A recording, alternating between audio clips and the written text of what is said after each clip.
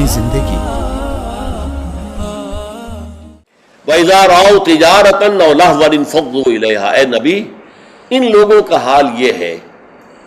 ان لوگوں سے کیا مراد ہے اب یہاں معین نہیں ہے، لیکن کچھ لوگ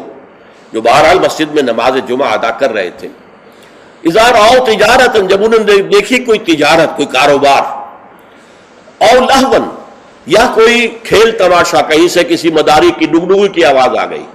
تو اب یہ ہے کہ یہ آپ کو چھوڑ کے یہ ادھر متوجہ ہو گئے، انفضوا الیہا وترکوک قائما، اور آپ کو کھڑے ہوئے چھوڑ گئے۔ قل ما عند اللہ خیر من اللہو ومن التجارہ، بڑی شدید جو اس پر سرزنش آئی، ان سے کہہ دیجئے جو اللہ کے پاس ہے وہ تجارت سے بھی اور یہ دل لگی کے کاموں سے اور یہ تفریح کے کاموں سے سب سے بڑھ کر قیمتی شے ہے، اور اللہ تعالیٰ جو ہے وہ رزق دینے والا ہے۔ تو اس کا در حقیقت یوں سمجھ لیجئے کہ ایک تو عام طور پر یہ کہا گیا ہے کہ ابتداء میں جمعہ کا خطبہ بھی نماز کے بعد ہوتا تھا، جیسے عیدین کا جمعہ بھی آج کل ہوتا ہے۔ عیدین میں آپ کو معلوم ہے 2 رکعت نماز کے بعد جو ہے وہ خطبہ ہوتا ہے، تو ابتداء میں صورت یہ تھی کہ اسی طرح جمعے کا خطبہ تھا۔ تو کچھ لوگوں نے یہ سمجھا کہ جمعہ تو ادا ہو چکا، خطبے کی اہمیت ان کے سامنے نہیں تھی،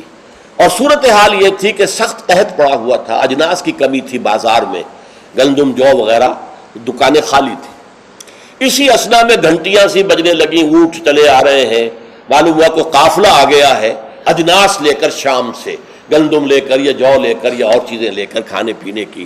تو ہم لوگوں کو فکر ہوئی جیسے کہ ہمیں ہو جاتی ہے، جلدی جائیں، پتہ نہیں سب لوگ خرید لیں اور ہم رہ جائیں، جو بھی مال آیا ہے، جو بھی اجناس آئی ہیں وہ ختم ہو جائے، ہم رہ جائیں۔ تو اس خوف سے لوگ جو ہیں حضور کو کھڑا ہوا، جبکہ ابھی آپ خطبہ دے رہے تھے، اور اگر واقعتاً وہ بات صحیح ہے کہ نماز ادا ہو چکی تھی تو خطبہ جو ہے وہ بات کی انہوں نے اضافی شے سمجھی، اس کی کوئی اہمیت نہ سمجھی، وہ چلے گئے۔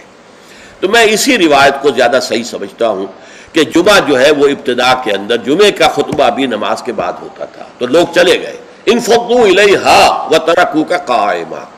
میرے نزدیک یہ کہ اگر نماز ادا نہ ہوئی ہوتی تو مجھے گمان نہیں ہے کہ کوئی ایک شخص بھی وہاں سے نکلتا۔ اچھا، نکلنے والوں میں ظاہر بات ہے کہ سب سے پہلی فہرست پر تو منافقین ہوں گے، جن کے دلوں میں ایمان ہے ہی نہیں، یا ضعیف الایمان لوگ ہوں گے، یا کچھ غافل قسم کے ہوں گے جنہیں خطبے کی اہمیت کا علم نہیں تھا۔ تو اسی اعتبار سے بڑی مناسبت ہے کہ یہ آخری آیت جڑی ہوئی ہے اگلی سورت سے، سورہ منافقون، اور اس میں بھی اذا جاءک المنافقون قالوا نشهد انک لرسول اللہ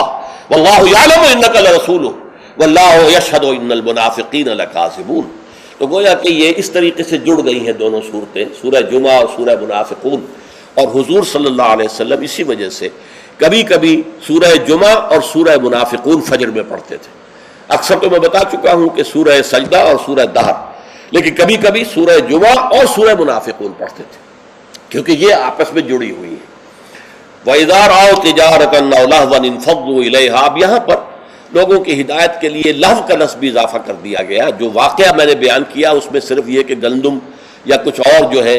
وہ اجناس جو ہے ان کی کمی تھی، اور اس وقت وہ قافلہ آ گیا تو بہت سے لوگ ادھر متوجہ ہو گئے، اور حضور کا جو خطبہ جاری تھا اس کی پرواہ نہیں کی، اس پر سرزنش کی گئی۔ اس سے اضافی فائدہ کیا ہوا کہ خطبے کی اہمیت واضح ہو گئی